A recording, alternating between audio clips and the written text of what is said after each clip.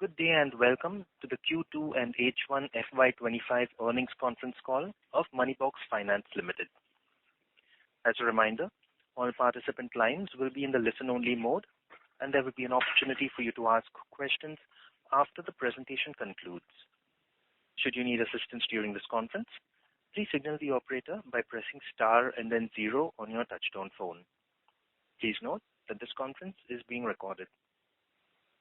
I now hand the conference over to Mr. Ankit Jain from Orient Capital. Thank you, and over to you, sir. Thank you, Robin. Good afternoon, ladies and gentlemen. I welcome you to the Q2 and H1 FY25 earnings call of Moneyboxx Finance Limited. To discuss this quarter's business performance, we have from the management, Mr. Mayur Modi, co-founder, Mr. Deepak Agarwal, co-founder, Mr. Shubham Jetlia, Senior Manager Finance. Before we proceed with this call, I would like to mention that some of the statements made in today's call may be forward-looking in nature and may involve risks and uncertainties. For more details, kindly refer to the investor presentation and other filings that can be found on company's website and stock exchanges. Without further ado, I would like to hand over the call to management for their opening comments, and then we will open the floor for Q&A. Thank you, and over to you, sir. Thank you, Ankit. This side Deepak Agarwal. So good afternoon, everyone. I'm pleased to welcome you all to the second earnings call of Moneyboxx Finance.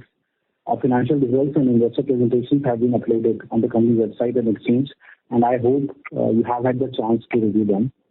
Joining me today are Mr. Mayur Modi, co-founder, and Mr. Shubham Jetlia, finance manager of Moneyboxx Finance.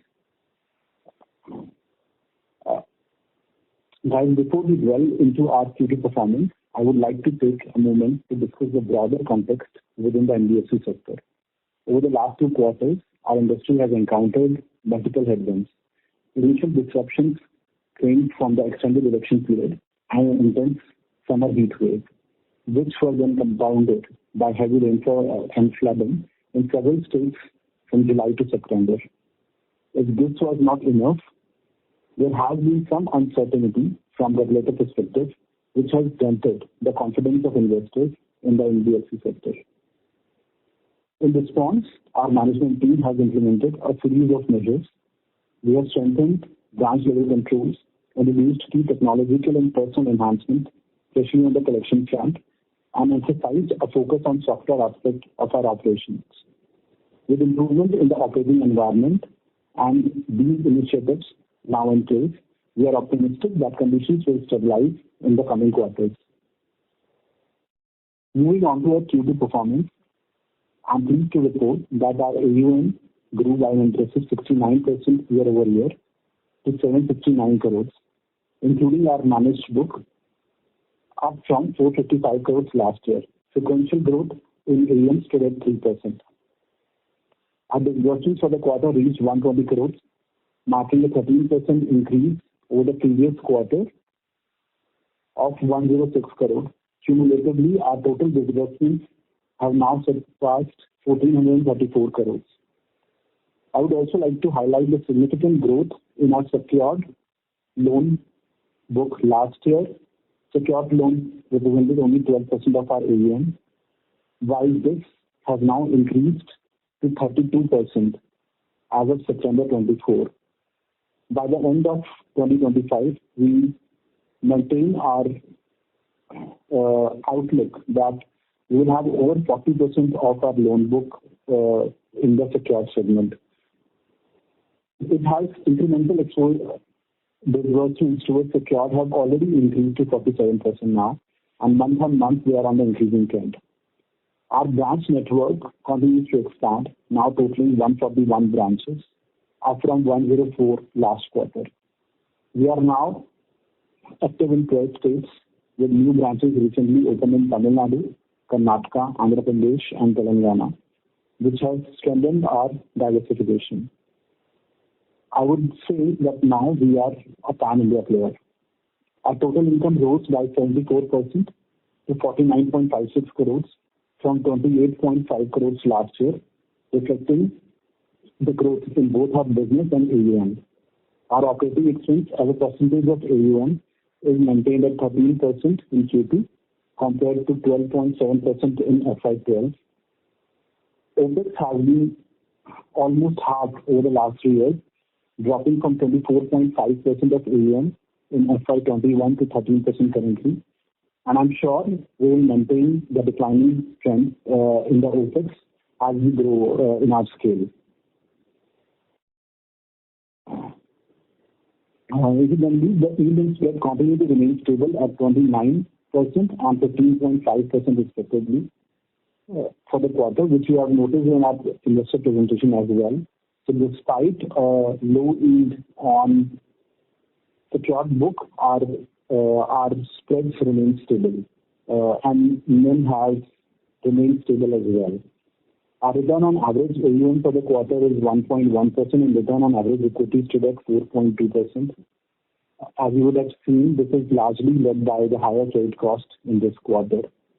Although some impact from bonus also was the reason.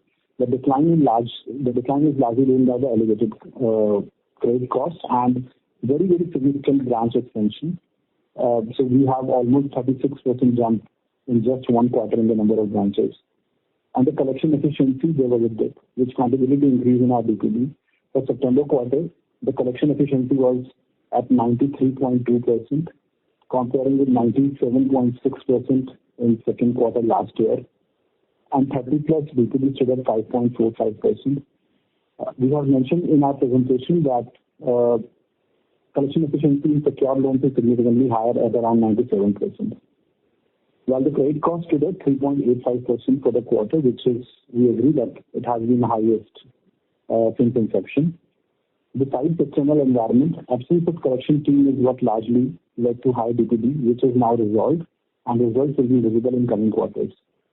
Regarding asset quality, our gross NPA eased up in Q2 to 2.78%, with our net NPA at 1.41%. Provision coverage ratio stood at strong 50%. We remain prudent in building adequate buffers for any future contingencies. Our capital adequacy ratio is healthy at 40.64, largely led by the recent equity raise, and our tangible net worth stood at 264.53 crore, which is a significant jump over the last quarter. We reported a profit after tax of 2.03 crores, showing a 48.6% growth year over year. On the borrowing front, we continue to expand our partnerships, including 10 banks. We also raised equity of 176 crore, which is more than double our net worth in Q1, out of which 63 crore equity and 113 was warrants. And 91 crore is already received in second quarter, and balance 85 crore is receivable before March 26. Our mission remains to support micro and small enterprises in small towns while balancing their interests with ours. As a regulated entity with a zero tolerance compliance policy, we continuously refine our processes and address any areas of potential improvement, fully adhering to both the letter and spirit of regulations. I would again like to summarize hits and misses of the quarter. So on the top of the list is branch expansion, which has been the largest, where we opened 28 branches just in the month of September, and overall 37 branches in last quarter, increasing our branch expansion by 36% in just one quarter. So this last quarter see a very, very significant focus in terms of expansion, which actually led to significant rise in the number of employees as well. But this will, although on a short term you will see a rise in OpEx because of this, but this will set us in very good place in terms of growing our AUM in coming quarters. The second hit was equity raise of 176 crore. Now with this AUM from an 18-month perspective, what we have said is that just in terms of raise, we will be doubling our net worth, plus the profits, which will significantly increase the net worth. And this net worth is adequate for a 2,000 crore, over 2,000 crore kind of AUM. So what from investor perspective we are saying, a minimum doubling of net worth and tripling of AUM over a 18-month period from the last equity raise. Although I'm sure that we will be raising more equity in coming quarters. The third biggest achievement has been a secured portfolio growth. So now out of 153 branches, only 71 branches can do unsecured or secured both.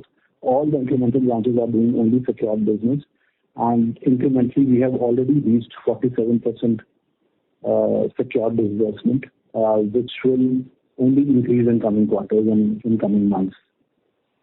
On the misses side, I would say that a very stable kind of AUM with only marginal growth is one of the misses. But I would say that is largely due to the external environment, and this can happen in this industry. But given the kind of team we will have, I believe that as market starts to pick up, which it has already started from September onwards, we will at least believe that we will not be behind in terms of FY26 target, which we have already shared with you. So in terms of that, we are at a good pace. The biggest miss which I feel is on the collection and credit cost. I think this has been not just external factor. There has been some things on our side as well, because earlier the collections have been always good. So we, I think, missed having a dedicated collection team or hiring an agency for collection, which is now resolved. 31st of August, we just had zero dedicated collection team, because in all our presentations we have said that it's fail and collect model. End of September we had 40 people internal, and we have also started with agencies, and we can already see the change which is coming, maybe because of rigorous follow-up and also because of the improving environment. I'm sure that this will improve, and I would just mention here that there was a COVID time in April 2020 where we saw PAR reaching to 20 plus PAR, and then 14% in May.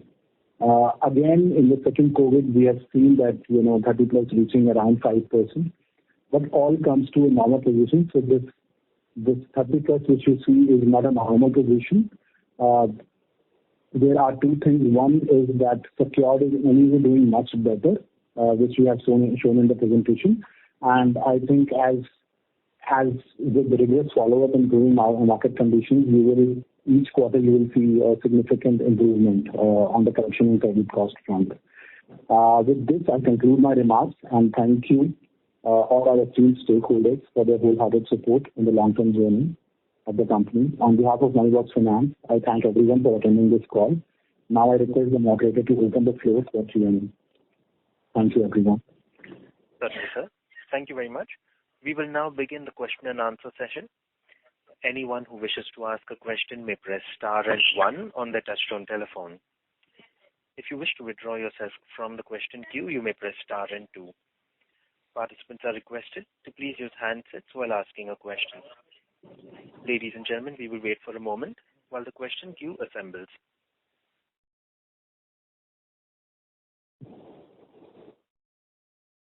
We have the first question from the line of Mihir Shah from Riddhi Enterprises. Please go ahead. Hi, sir. Good morning. My first question was that, we have been talking about the credit gap in this space, but with so many customers being over leveraged, is there really a credit gap in this space, or we need to reevaluate that? Okay, so what I would say is, today as we see the regulatory environment where they see that, there are players having a 2,000 crore book at 120% annual interest rate. There are large players who are still having an APR of 80% plus. There is, on the ground, you will know, there are many markets where people even charge on an unorganized market a 10% per day kind of interest rate. So I think we cannot ever debate that whether there is a credit gap, especially in the rural markets. I very strongly believe that there is a credit gap. which exist. In the meanwhile, because, it happens that some customers get overserved, because of the market dynamics, especially when it happens with the digital lending only, that, you require banking, you require ITR, you require bank statements. Especially that part of the community gets overserved there. I still believe that there is a large scope. There are sometimes in between, there are, challenges which comes up.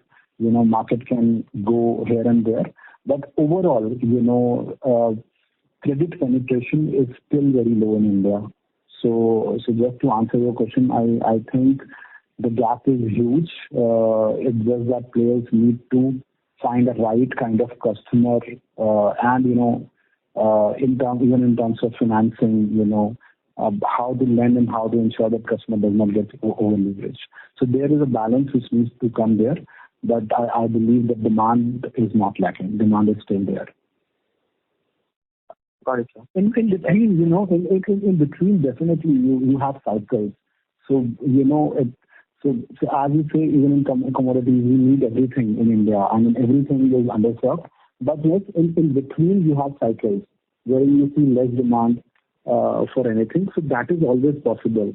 But overall, if you ask me, the penetration is very less in India still. Got it, sir.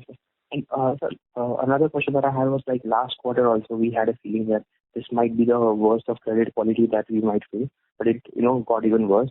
So like, do we have any tangible numbers on the collection efficiency or something that we can expect from the next quarter onwards?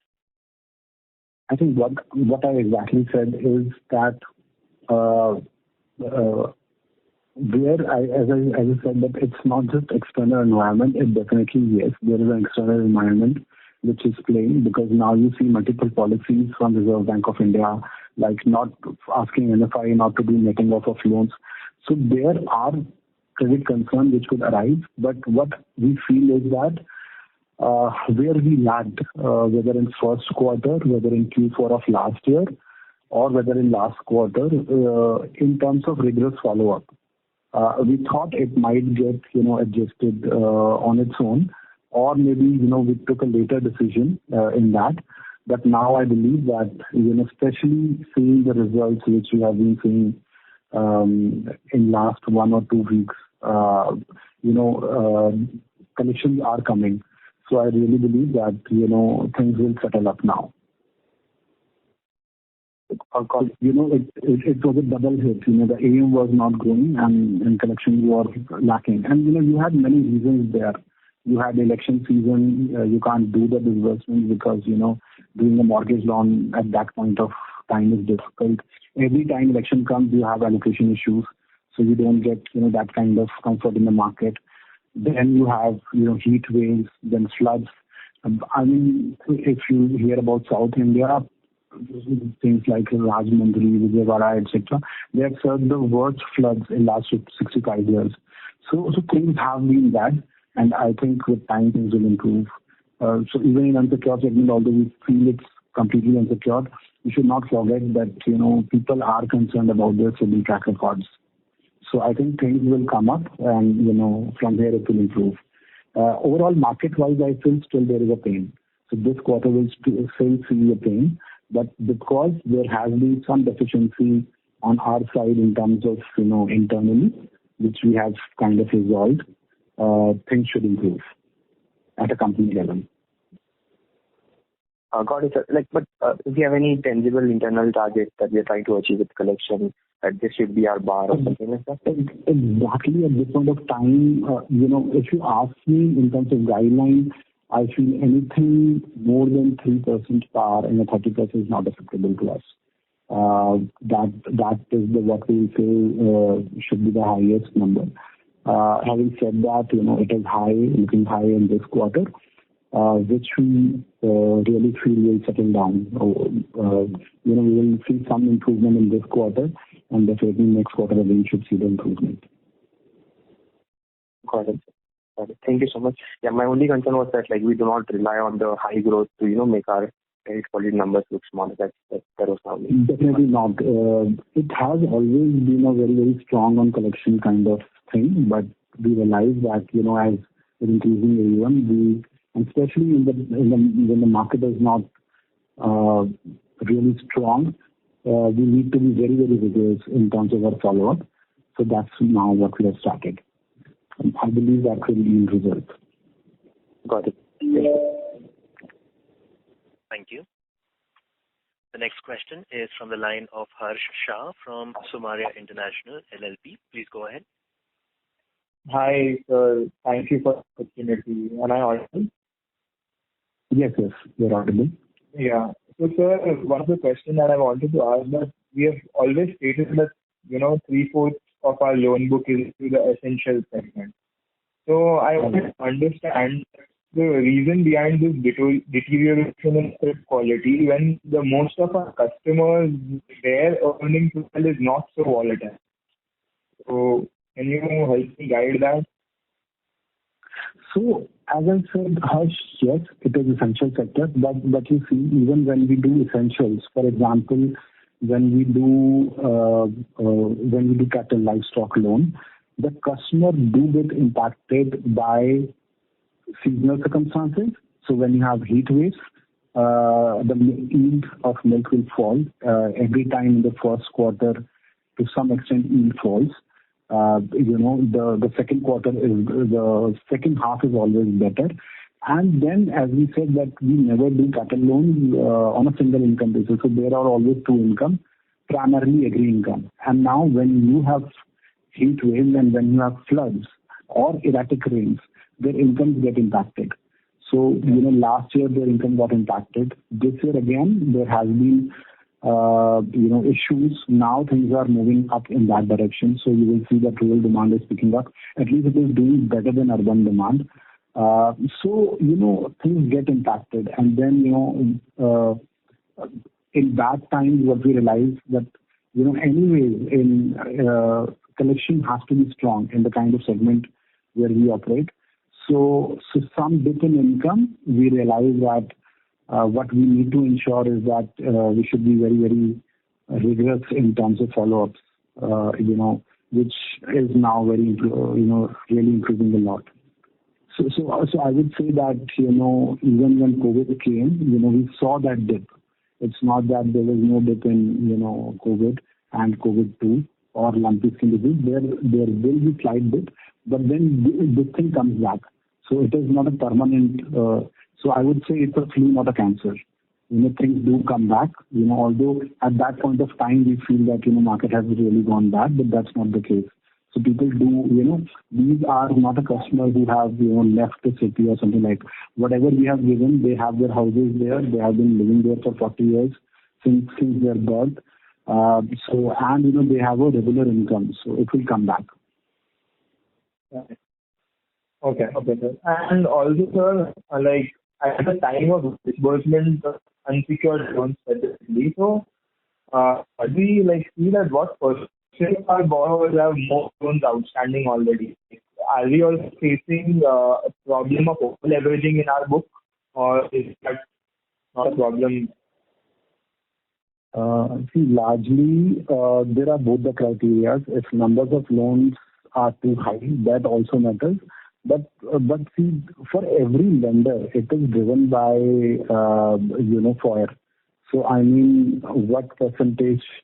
So, if someone has, say for example, someone has a monthly income of 2 lakh and he has 10 loans, including consumer CD loans, but the EMI serving is only 30,000. So, we cannot at that point of say that this customer is over-leveraged. Maybe he has a not so great borrowing habits, but then we can't say he's over-leveraged. So there are both the criteria. One in terms of FOIR eligibility, which is always seen. It's never the case that it was not seen. It is seen even today. It's just that now we have to be a little bit more cautious than before, not just because of our loan. So if customer has been running in a cycle wherein he has been borrowing through MFI, he has been borrowing online loans, which we have to believe may not come again with that kind of pace. So maybe he is not able to get the unsecured loan, which is online digital at that pace, or or maybe MFI loans are not renewed at a pace they were renewed earlier. So that buffer you have to keep.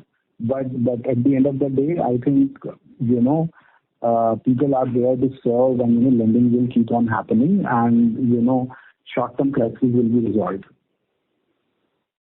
Okay, sir.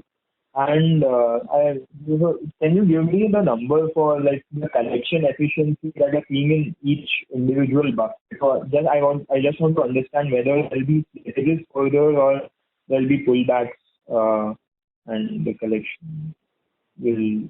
Your voice was not clear. Please say that again. So I wanted to get a number for the collection efficiency of individual buckets.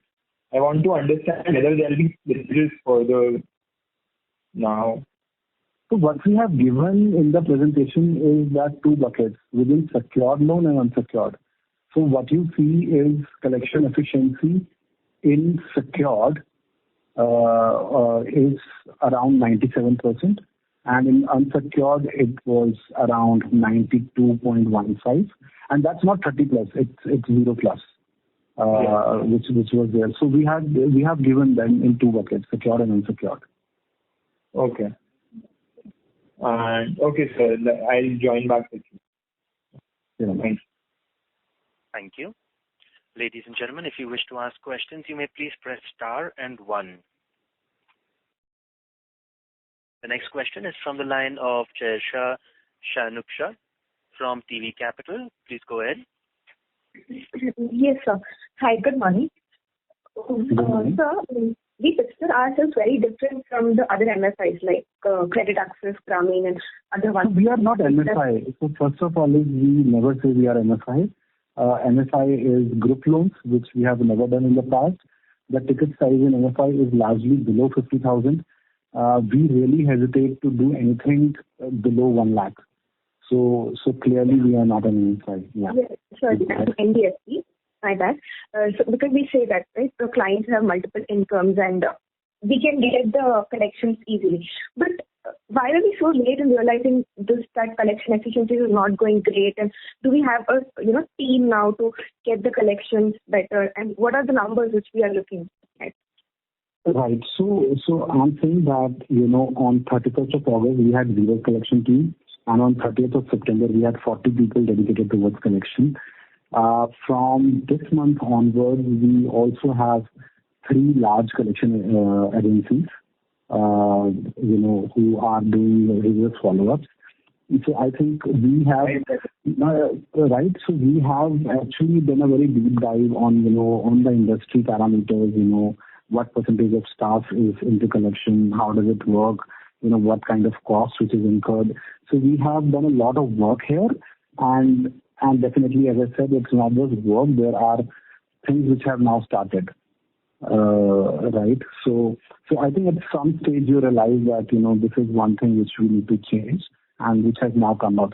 It's not that we had a very large AUM. We still thought that the sales team can handle it, but we also realized that in some bad times, which is like last 6 to 9 months, you see, there are things which we have taken into view.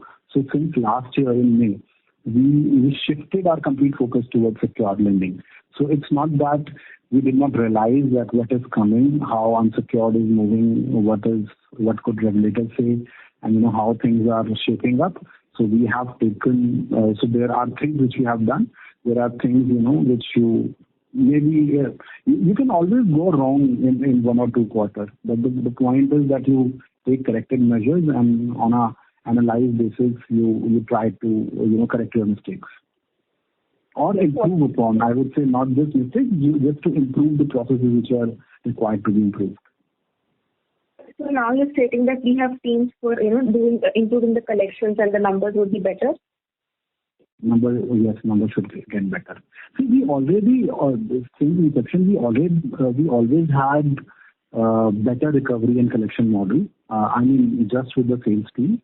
But yes, now things, because the AUM is increasing, I think some dedicated personnel were required, and we have taken that step. And now from here onwards, it will improve.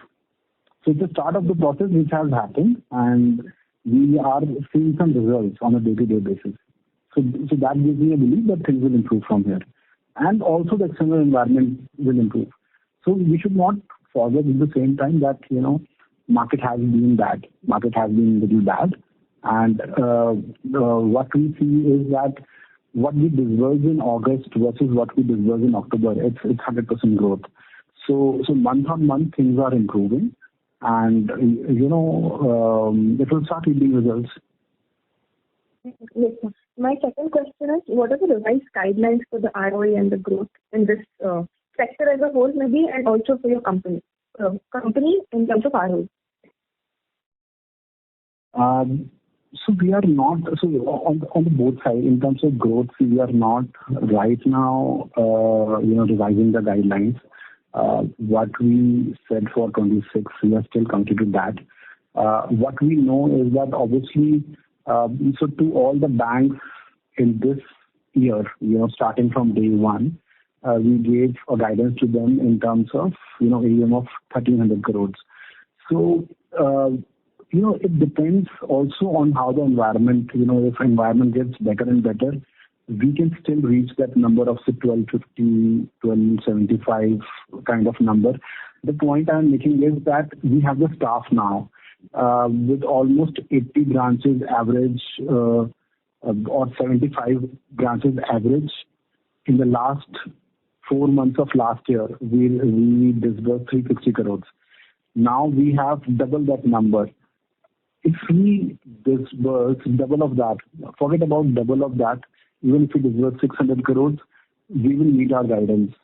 The only thing we need to see is how market shapes up in coming months. So I believe that, whatever we have guided, we may or may not, be late by, say, 1 quarter, here and there. But things won't look that bad, that, it will not recover. On the ROE front, again, I would say that, one thing conceptually what we have to agree upon, which is visible on the balance sheet as well, that today we are sitting on a 16.5% NIM. We have a 15.5% spread. So there is no business model issue here. For a 16.5% NIM and 15.5% spread, today on balance sheet, my average cost is 13.5%, average borrowing cost, not the incremental, but the average. So while the incremental has been 12%, the last loan we got from HDFC Bank was at 11% in this kind of market. What I believe is there is absolutely no reason that in coming years we will have borrowing cost which is more than our peers. So there are large peers who are borrowing at 9.5%.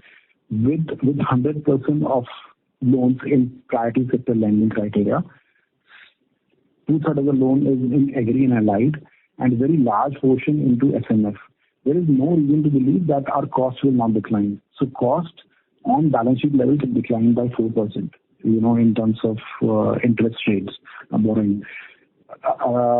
OpEx, because it looks high, because there has been the way it has been, whether it is credit cost, this thing I mentioned.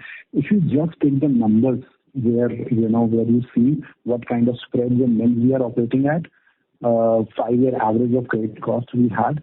See, one or two bad quarter can't be a guidance on how company will do in future.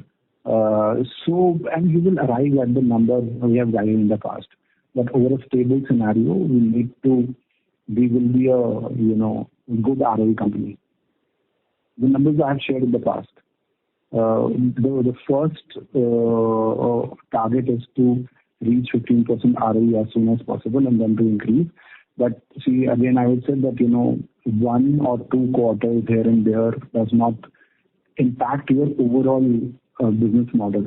So what is visible on the thing is that one, we should look at NIMs. Here we can how far we can reduce our borrowing cost. On that front, if you see that, business model has its strength, and there is no reason why we will not have a good ROA and a good ROE. But yes, it could take some time.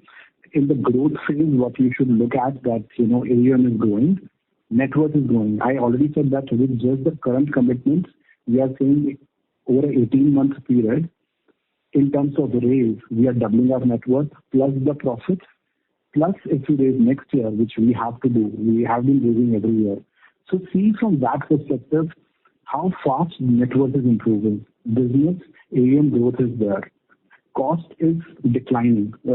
Incremental cost of borrowing is coming down. We started with 18%. We have reached the lowest at 11%. Market is not that great, so I believe maybe not 11% in all the cases. Maybe we still maintain 12%. But everything is improving from that front. And at a smaller AUM, one good guy you hire, say one unit head you hire, it impacts your OPEX. But over a period of time, these things,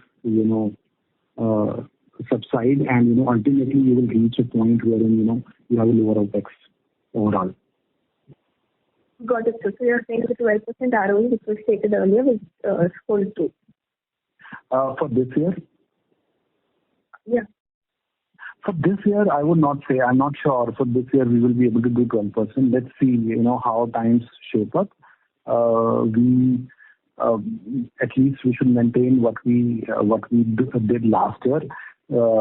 Maybe improve upon it. Let's see. So time will tell. But I'm just trying to tell you that if you are able to give us if not 100% AUM growth, if you are able to grow at 70%, if you are able to increase your net worth by 70%. Definitely on the absolute number, you can increase your PAT. So I think these are the things should be seen in the not so great environment. So whether you're growing at a good pace or not. So what we could achieve easily, through our efforts, which is like branch extension, we have did that. So at this stage, having a pan-India presence and continuously showing you that, we are there in terms of geographic expansion. So the things which are in our hand, we are doing. Some things are better left to the market. But some things we can't control, especially over a 3 to 6 month period. But I think things will improve from here. Got it, sir. Thank you. Thank you. We have the next question from the line of Mihir Shah from Riddhi Enterprises. Please go ahead.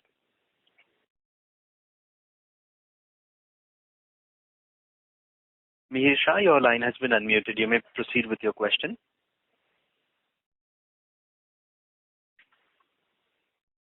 Hello, am I audible? Yes. Am I audible? Yes. Yes. Hi, sir. My second question was we have been talking how a different borrower profile that we have from MFIs, our borrowers have multiple incomes and all. But if you look at from the collection front, even now, then some of the MFIs are doing a lot better, say Credit Access, Grameen or other. So why is that the case even when we have such a good borrower base compared to MFIs? So as I already said in my entire earnings call, I said that I accepted that mistake that we have done better on all fronts except for the collection front. So this is where I would say that there has been, other than the external factors, there has been some deficiency on our side which we have now corrected it. So I take your point absolutely that we should have done better on the collection side given the kind of customer, the kind of underwriting we have been doing. So there has been some lag on that front, which I really hope that, at least you don't raise the same question, 2 quarters from now. Got it.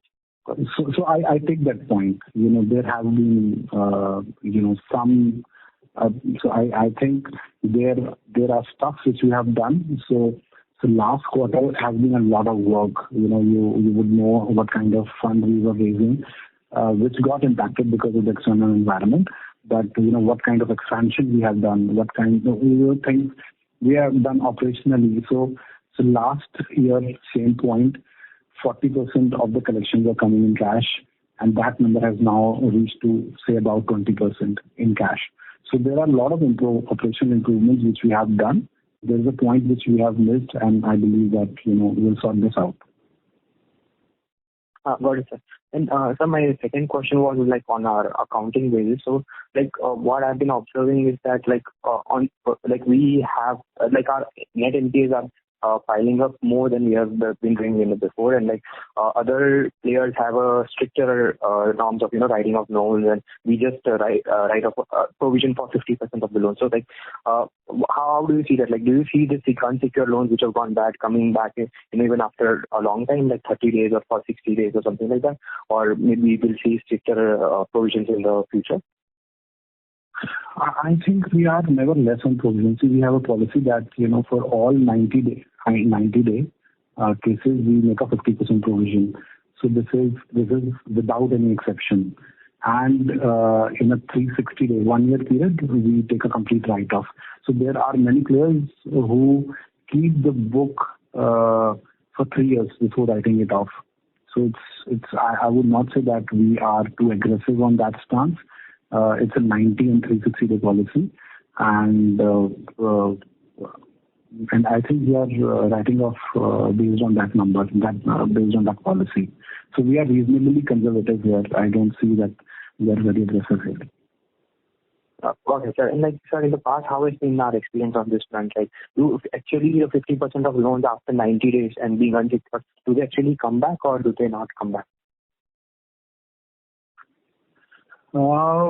Past experience has not been that great, but I would still say that, we never followed up as well. So in the past 5 years, so if you ask me how many cases out of, now today we having, 60,000 customers, how many cases we have filed? We just filed 9 cases, in a write-off cases. So that what I said that, on this legal front, on, recovery front, we have been little, I would say, lenient on that front. Now we have a very different strategy going forward that, we would try to recover maximum amount possible. So in all the buckets now we have a different strategy in terms of, how to collect, go full hog on the legal cases as well. So I think recovery there will improve. Got it, sir. Thank you, sir. Yeah, I really appreciate your acceptance and openness on the collection side. And I saw that even on the previous calls, I think few of the investors had concerns about collection methodologies that we have, but I think now those will get addressed. Thank you so much. Right. Thank you. The next question is from the line of Harsh Shah from Samaria International LLP. Please go ahead. Hello, sir. Thanks for the follow-up. So, one of the questions that I wanted to ask was that our major competitor in South India has significantly reduced its yield by 200 basis points now, incremental loans in the secured space. So I want to know how will this affect us and what is our strategy to mitigate this impact? So Harsh, what we largely have to understand, I tell you, we recently gave, so although this is not the right answer, but I tell you that we have recently given a secure loan to a person who has been taking digital loans without realizing what kind of interest rate he's giving at, say, 115% APR. So this market, what we have to understand is as a policy, when we do unsecured loans, so what I'm telling you, how do we determine our interest rate? So what we see is that the largest competitor in that particular space and what is the yield he's getting. So when we decided on the yield of unsecured loan, we again saw players who are like 5, 6, 7 times us for a similar ticket size for a similar loan, what they are charging. And we may be charging maybe 20 basis points lower than them. And plus we may be giving other benefits like web services and all. So again, for secured loan, we will see that, so till now we have been operating in North India. So we have seen that, the largest player, who have 20 times, 50 times our book.